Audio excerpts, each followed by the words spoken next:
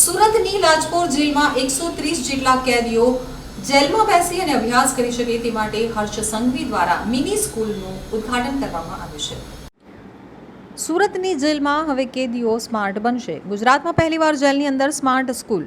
આ learning smart classroom જેલમાં રહી અને ઓપન યુનિવર્સિટીમાં અભ્યાસ કરી રહેલા અથવા બોર્ડની પરીક્ષા માટે તૈયારી કરી રહેલા બંદીવાનો માટે ઉપયોગી સાબિત થશે। બંદીવાનોના સ્વવિકાસ અને કૌશલ્ય વર્ધનને પ્રોત્સાહન આપવા માટે આ એક ઉત્તમ અભિગમ અને આવકારદાયક પહેલ છે। લાજપોર જેલમાં 130 કેદીઓને લઈ મિની સ્કૂલ શરૂ કરવામાં આવી છે। આ સ્કૂલમાં સ્થાનિક અધિકારીઓ સહિત જેલના અધિકારીઓ હાજર રહેશે। સાથે સાથે જેલમાં સ્કૂલ સાથે શિક્ષણનો માહોલ બનાવાય તેવા પ્રયત્નો કરાયા છે। હર્ષ સંઘવીએ જેલમાં સ્કૂલ બની કેદીઓ ભણે તેને લઈ આ પહેલ કરી છે। ગૃહમંત્રીએ જેલના રત્ન કલાકારો સાથે પણ મુલાકાત કરી છે અને ચર્ચા કરી હતી।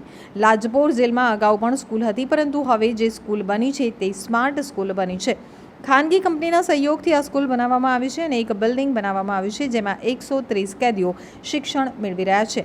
જેલમાં રહેલા બંદીવાન હીરા પણ ઘસે છે। લાજપોર મધ્યસ્થ જેલમાં સજા ભોગવી રહેલા અને 14 વર્ષની સજા પૂરી થઈ ગઈ હોય તેવા કેદીઓ વહેલા જેલ મુક્ત થાય તે માટે જેલ સલાહકાર સમિતિની બેઠક બાદ એક મહિલા સહિત 17 કેદીઓને જેલ મુક્ત કરવામાં આવ્યા હતા। કેદીઓ જેલ મુક્ત થતાં જ કેદીઓ અને તેમના પરિવારજનો વચ્ચે લાગણીસભર દ્રશ્યો સર્જાયા હતા।